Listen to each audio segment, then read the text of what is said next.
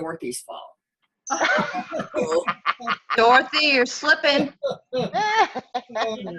Oh, I got away with this one. It wasn't my fault. Yeah, you're not on the computer, right? So who's next? Well, I can say I've enjoyed my sister and brother-in-law. Uh-huh. Have been here staying with me. And Right. they took off. It's their 50th anniversary, and they took off for Mackinac Island, Yeah. Mackinac City for tonight. So 50 years. That's amazing. yeah, and I've enjoyed having them here. Wow. We have to do something down here when they're coming back. I knew it was, but I hadn't really thought it. And I think we'll do something like that when they come back. I'll have a lot of people in their house. We got the key. Yeah, we'll surprise them when they get Yeah, back. that's good. Thank you, Dorothy. And I loved, Gary loved the rhubarb pie. Oh, and He called me today, and all he could talk about was that rhubarb part, and said they were totally surprised, didn't think they were going to get it at all. And I can share that with you because my mother has always made Gary strawberry rhubarb pie when they come to visit. So I have rhubarb, and so when the rhubarb came in, I cut it and I froze it. And I told Mom, I said, you can come to my house and you can make a pie for Gary and Barbara.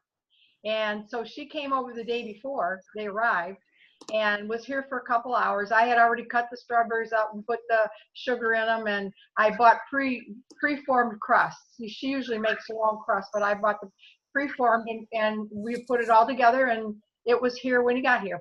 I mean, he was shocked. He's trying to lose weight, and I felt a little bad, but I thought, no, the tradition was very important to Mom. And then they also took her to her church for the 25th anniversary celebration of her minister. So she was there. Gary and Barbara and Mom were the last people to leave other than the kitchen help. So for my mother to have endured for like 3 hours and meeting with all of her friends, it was really nice. It was really good. Tell Kathy how old your mother is. 94. Wow. Fantastic. Yeah. That's fantastic. Yeah, it was good. Thank you, Dorothy. Who's next? I'll go. Okay. Most grateful for today is that I'm here at this meeting instead of thinking it was tomorrow like I did last week. Because I called it 7:30 last week.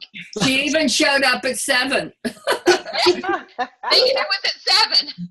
Yeah. Thank you, Kathy. Marcia?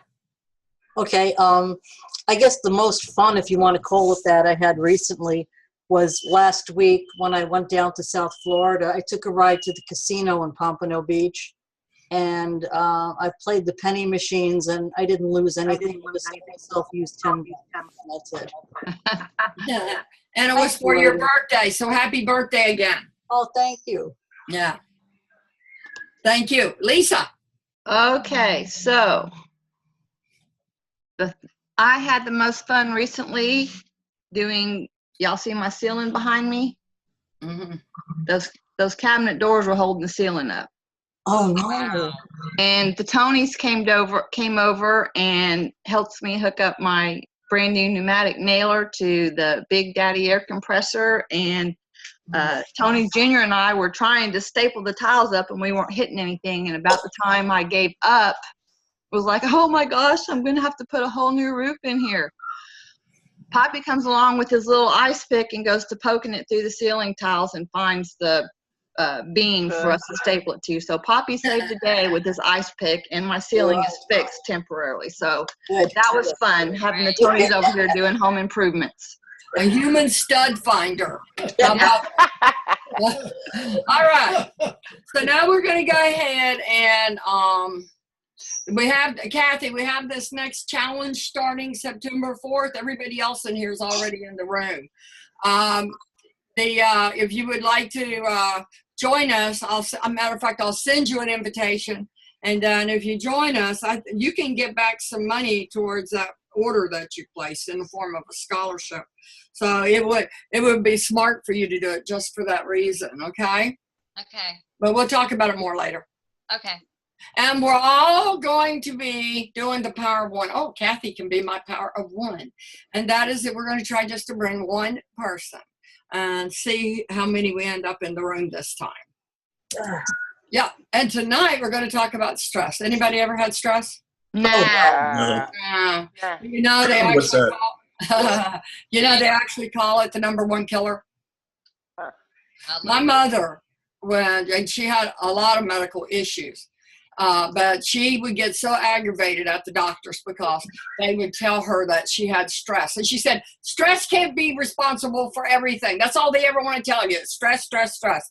And lo and behold, here we are 60 years later, and her little old country bumpkin doctors had it right. It is stress. The shocking effects stress can have on you. So when you get under stress, there's a lot of things that happen inside your body. And the end result of that, once the stressful event has happened, the brain kicks in, the hypothalamus, then the pituitary gland, and then the adrenal glands, and then that is when the cortisol is released. This is the problem.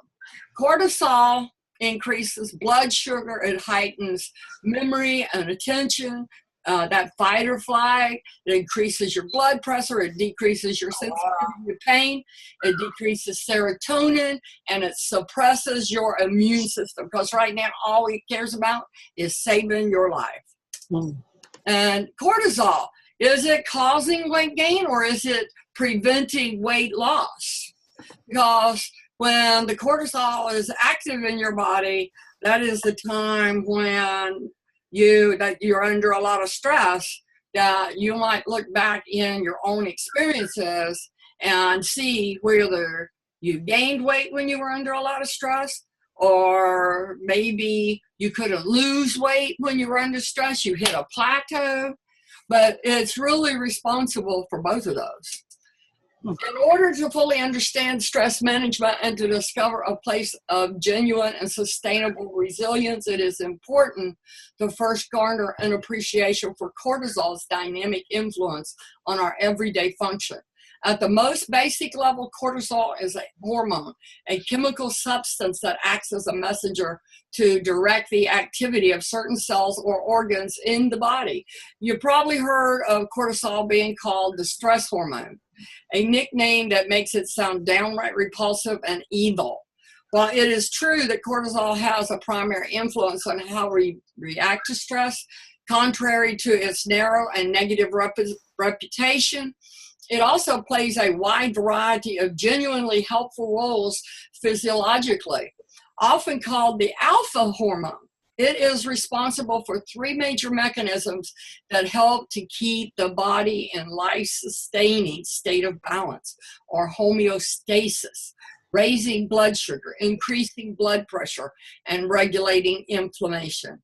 Through these mechanisms, cortisol essentially influences nearly all that we do and is directly responsible for modulating such fundamental and life-sustaining processes as digestion, circulation, sleep and weight patterns, physical activity, sexual response, behavior, and moods. So with this prestigious list of roles and responsibilities, why is it that experts suggest that cortisol imbalance is the most pervasive form of hormone dysregulation in the modern world? Symptoms of high cortisol levels: weight gain, especially around the abdomen, a puffy or flushed face, mood swings, increased activities, fatigue, poor sleep, including feeling tired but wired, increased urination, irregular periods, or fertility problems. Probably nobody in this room has that problem. Or we don't want that problem anyway. Higher susceptibility to infections, high blood pressure, acne, or other changes in the skin, high risk for bone fractures and osteoporosis, muscle aches and pains, changes in libido, and excessive thirst. So you can see why understanding this might help you regulate a little more the things you want to do and keep away the things you don't want. Cortisol is released by the cortex or outer layer of the adrenal glands right above the kidneys. It is naturally secreted in an ebb and flow rhythm that repeats daily. Ideally, cortisol is highest in the morning to help us to wake up and live in a productive, alert, energetic, and vibrant manner. It then tapers throughout the day and evening, lulling at night when we are meant to be sleeping soundly, and at which point the soothing anti-inflammatory hormone melatonin takes over. In addition to this graceful daily cycle, cortisol is released as part of the natural human stress response system. In threatening situations, a surge of cortisol primes the body to react swiftly and appropriately. This very primal system is called the hypothalamic hypothalamus, a structure in the lower brain. Signals to the pituitary, a master endocrine gland that sometimes is up. The pituitary then sends a chemical alarm via the hormone ACTH, signaling to the adrenals, the gland atop your kidneys, to release a burst of cortisol and other hormones like adrenaline, preparing the body for fight or flight mode. This is where cortisol's three primary mechanisms really come in handy. The surge increases glucose to the muscles so that one can fight or run, and blood pressure is raised to ensure a plentiful supply of fresh oxygen to the brain so that one is able to think clearly. Simultaneously, non-immediate functions such as digestion, sexual arousal, immune system reactions are all temporarily suppressed, enabling energy to flow more steadily towards the vital functions that keep us alive. When the threat subsides, the alarm in the hypothalamus is shut off and the body is restored to a state of harmony, recovering, and awaiting the next alert. Has anyone noticed that after you have a really upsetting time, a bad argument, a stressful situation, how easy it is you come down with something? Yes. Absolutely. That's exactly what they're talking about. So the adrenal burnout, this ancient methodical system works very efficiently for overt threats when this level of physical preparation is required, such as in the face of a prowling predator, an accident, or medical emergency. Yet, unfortunately, the HPA axis responds not only to these actual embodied stressors, but also to those that are anticipated and perceived, our looming worries and fears.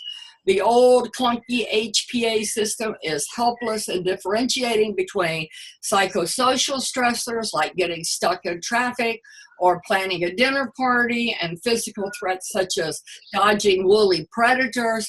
Thus, in our far from perfect, bustling modern world where stressors are everywhere and worry is rampant, the HPA alarm is almost constantly stuck in the glowing red on position. Cortisol levels soar in an unruly and destructive manner at bizarre times of the day and night, and suddenly small tasks such as packing a lunch or responding to an email morphed into treacherous evil threats that we feel like we just can't handle. Over time, the body simply can't compensate for this wild hormonal instability, and we start to burn out. The adrenals simply cannot keep up with the burden of constantly being told to secrete cortisol, and our systems slowly falter and shut down under such demands. The phenomenon is called adrenal fatigue and is coupled with the experience of such troublesome conditions as heart disease, sleep problems, digestive issues, depression, memory impairment, excessive weight gain, and worsening skin conditions. Wow. And that's pretty much what you're looking here, the symptoms of adrenal dysfunction, the resistance stage, and then as it progresses into the exhaustion stage. Now, do we have to cooperate with that, or can we start doing something that works in our favor? Absolutely, we can do something that works in our favor. We can rebalance that cortisol. As much as we might close our eyes tightly and try to resist and control it, stress is an inherent part of life. However, through adequate nourishment and care, we are able to put the body's biochemical systems back on track, shifting the way that we relate to stress so that it does not shatter our everyday experience and stifle our creative expression. Building a nutrient-dense diet is essential to healing the adrenals, as is participating in healthy fitness that involves adequate amounts of rest and recovery. It is part of our program to supplement your program with fish oil. Fish oil lowers cortisol and body fat levels. Vital choices like wild seafood, organics are important. But if you never knew why the fish oil was so important, now you do. Okay. Fish oil is like taking the trash out of your body. That's how important it is. Does everyone in this room take fish oil every day? No, no. Well, now you might want to think about it. Another thing that can help you, and that's a great stress reliever, and we all know it, is just breathe. When you feel that anxiety and that pressure that you get when things are just like you should have stayed in bed that day, you literally can sit down and just breathe, and it will relax you. Mindfulness, meditation, that lowers the stress hormone cortisol. It's in studies. So you can see the guy up top, you can see the guy in the bottom. So which one do you think is working the best on his stress? Bottom. Absolutely. So meditation doesn't have to be in your room, sitting there with your legs crossed. It can be anywhere you go to get a little bit of peace and quiet. The effects of exercise, intensity, and duration on your stress hormone, cortisol. So all of these little things that we are able to do for ourselves. I'm going to, let me do this. I got a little video on, I want to mute everybody so we can, and remember, everybody can unmute themselves when we come out of this. Okay. Where's my mouse? There's my mouse. I see my mouse. So I'm going to stop share for just 1 minute and manage participants. And I'm going to go mute all. All right. There we go.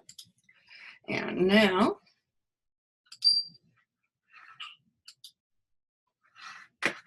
this episode of D News is brought to you by the Toyota Corolla. Let's lead the way. Oh my gosh, I'm so stressed. Oh my God. Oh, you can see it? It's the worst. Oh, I think I'm gonna throw up.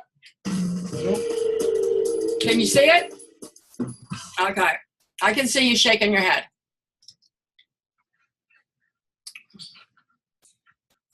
All right.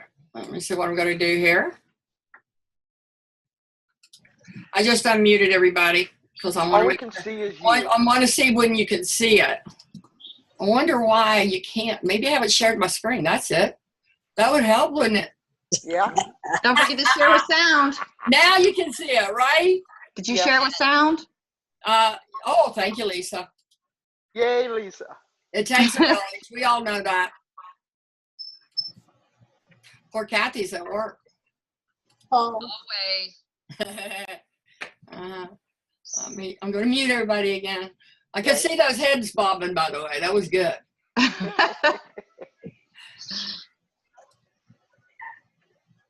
Hey guys, Julia here for G News. Stress is really, really awful for your body. You know when you get scared, embarrassed, or anxious, your face flushes and you get all hot and sweaty? Well, this is called a psychogenic fever. Your body temperature actually increases when you're stressed. It's warming up the muscles in case you need to get the hell out of Dodge. Most of the short-term effects of stress are the result of this fight or flight response. The adrenal gland, which sits on top of your kidneys, releases the hormones in response to some stressor. This in turn releases glucose into your bloodstream to power you up, ready to take on a threat.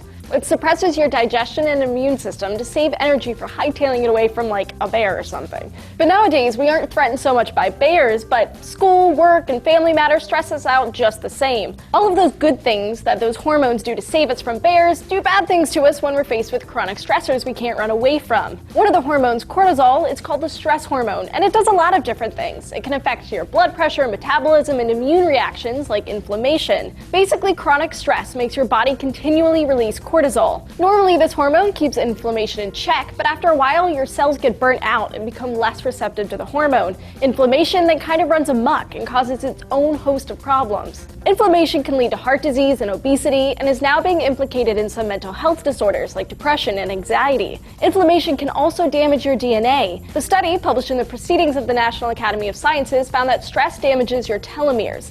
Telomeres are often compared to that plastic tip on your shoelaces. They sit on the ends of your chromosomes to keep them from unraveling. As cells divide and DNA replicates, these telomeres shorten throughout your life, eventually leading to cell death. The erosion of telomeres is a pretty good indicator of someone's health. Smokers often have shorter telomeres than non-smokers, for example. In this study, the researchers found that displaced Indian villagers had shorter telomeres than other villagers who didn't go through the stress of relocating, which is similar to other studies on the effects of stress on telomeres. But it's not just having your entire village moved. The American Psychological Association found that Americans are most stressed about work, money, and the economy. Does this sound like you? If you're chronically stressed, there is some hope. Being socially connected helps. One study, published in the journal Social and Personality Psychology Compass in 2011, found that people who have supportive, close relationships have lower levels of systemic inflammation compared to those people who have cold, unsupportive, and conflict-ridden relationships. Some studies show that mindfulness-based practices like yoga and meditation can reduce stress.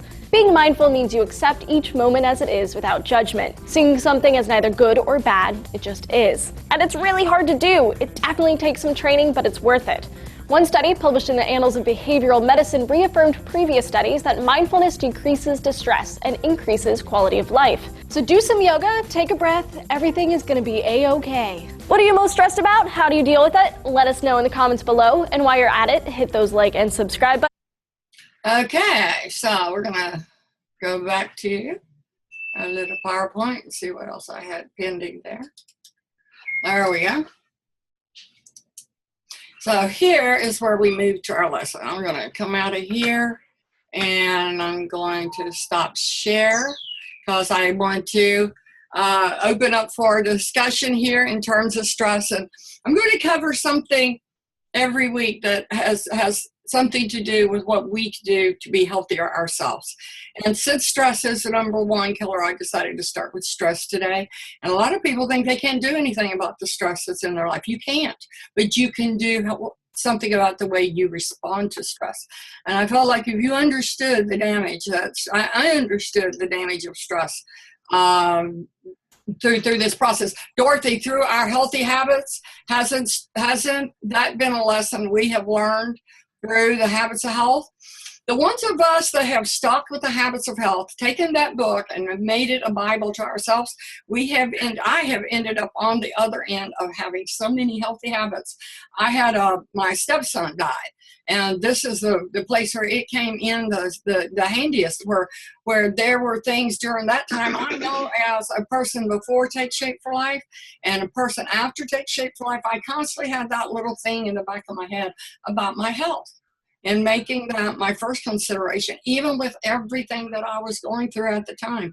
I would not have had that had I not learned the habit of health through Dr. A's lessons. Can you enhance on that, Dorothy? That was my experience, and I know I get that straight from his habits of health. And I'm not real good at it either. I do create stress. And I know it because long time ago, I was given this example, okay? If you're walking down the street and there is a lion coming your way, you tense up and you do all the things that are involved in fight or flight. But if you happen to be somewhere where it's a celebration and people are dressed up in costumes, you don't react the same way. So if you can train yourself not to create that feeling, and you do, then you're better off. If you can stop that fight or flight, you're better off. I also wanted to add two other things is B complex vitamins are very good for you if you're under stress. I use a B complex, which was recommended to me. I just went through a whole bunch of tests because I have a growth on my adrenal gland and they wanted to know if it was functioning. But it is functioning. And the other thing is when my brother was here, we talked about breathing. And one of the things that he told me is sitting in my recliner, trying to take a deep breath, it isn't going to happen because it's soft and you're down there and your body's curling down. So if you want to get a deep breath, get in a chair or something where you can sit straighter and you can expand your stomach better down to the diaphragm.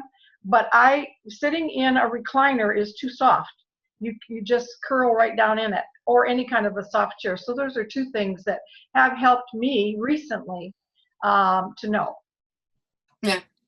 Anybody else want to contribute in the conversation? Yes, I would. I'm dittoing everything that you all said, but in all my many hours of therapy, in addition to what I've learned in the healthy habits and since I've been with Take Shape for Life, is that each one of us react differently to stress. And oftentimes, before I learned this, I would already be majorly stressed out before I recognized the stress. So one of the things that helped me was to pay attention to myself individually. And I now know before I get like this, I now know what my body does before that, so I can catch it. It's kind of like if I weigh myself every week, I'll catch myself at a couple of pounds rather than 20, 3 months down the road. So follow what I'm saying. If you, like for me, my temples will start pounding and my eyes will hurt and my neck will clench up. That's my personal indicators that I'm becoming stressed. So, but I was helped in therapy with that. So, but if anybody can just, as you're going throughout the day, pay attention to as you're building up and try and figure out what happens before you're majorly stressed, because that can help you tone it down. And by making that mind, that peaceful mind, given, they say that meditation is to the brain what exercise is to the body, yet none of us make that a priority at all. And I know that it is because it's one of the things I've picked up in the Habits of Health. I was really surprised that in the Habits of Health, back before it was popular, they were already saying how important that getting that quiet mind is to your overall health. It gives your body the opportunity to focus on healing itself instead of being busy 24/7. The breathing, it's been said in different ways and many times in front of me that God made it to where we have no control over our breathing. It's automatic, because had he given the ability to us, we would have messed it up. I mean, something as simple as eating right, moving the way you should, sleeping the way you should, any of those things, none of us put the priority on them that we should, knowing that in our life, we're going to suffer as a result of our own hand if we don't get control of and at least reduce those things we do that are harmful to us. So a lot of the things with me, I really didn't know that there was another choice about them or that they were harmful to me. So hopefully, does everyone in here know what telomeres are? They coat the end of your cells. Okay, that was the first time you heard telomeres. So telomeres are real important. We're gonna learn about gremlin, because that has to do with the weight gain, and we're going to learn about telomeres, and I'll do it gradually. But I think as you understand the effect that one thing has on another and the changes that you can make that will help you endure that better, that it will help us get to where we want to get eventually if we don't quit. Now, I'm going to stop this recording. Does anybody else want to add anything to that? All right, so we're going to go to our lesson, and